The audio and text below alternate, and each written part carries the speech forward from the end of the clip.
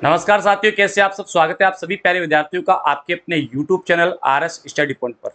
जो भी साथी नए हैं सभी साथी फटाफट से पेज को फॉलो कर लीजिएगा और जो YouTube पर देख रहे हैं चैनल को सब्सक्राइब कर लीजिएगा।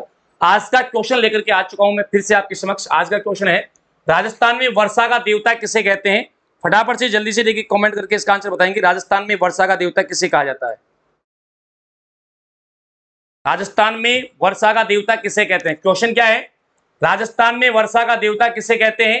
देव बाबा को, इंद्रदेव को, मामादेव को, या इनमें से कोई नहीं।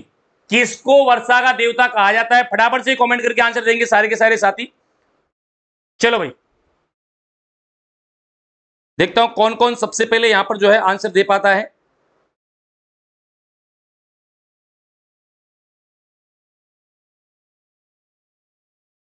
देखिएगा, यहां अगर हम बात करेंगे साथियों इसके बारे में, इसका राइट आंसर क्या हो जाएगा हमारा। तो राजस्थान में वर्षा का देवता किसे कहते हैं। इंद्रदेव को नहीं कहते, याद रख लेना, मामादेव को कहते हैं। राजस्थान में वर्षा का देवता किसको कहते हैं।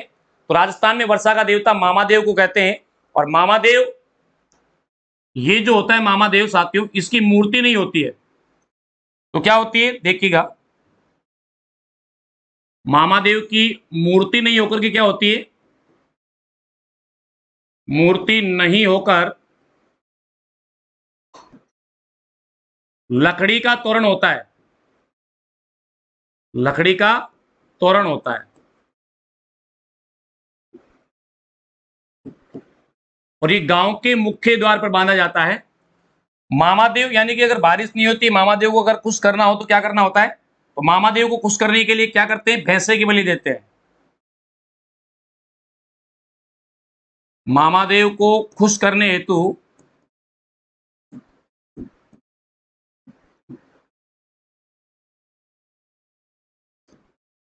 भैंसे की बलि देते हैं। भैंसे की बलि दी जाती है।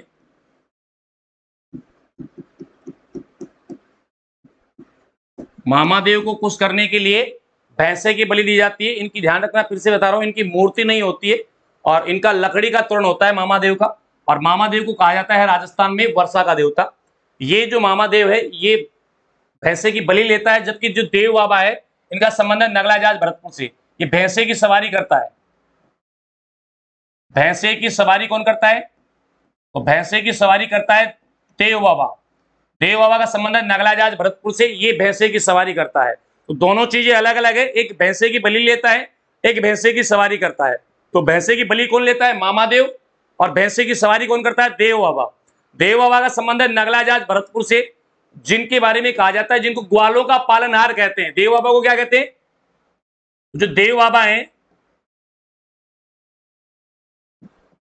देव बाबा को कहते हैं ग्वालों का पालनहार। इनको कहते हैं ग्वालों का पालनहार कहते हैं।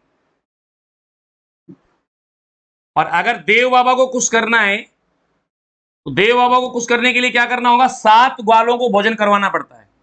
कितने, अगर देव बाबा को खुश करने के लिए क्या करना पड़ेगा, 7 ग्वालों को भोजन करवाना चाहिए। 7 ग्वालों को भोजन, 7 ग्वालों को भोजन करवाने पर देव बाबा खुश हो जाते हैं। ये बलि नहीं लेते हैं। जबकि जो मामादेव है राजस्थान में, जो वर्षा के देवता कहलाते हैं मामादेव, ये बलि लेते हैं। ठीक है, और किसकी लेते हैं, भैंसे की बलि लेते हैं, है ना।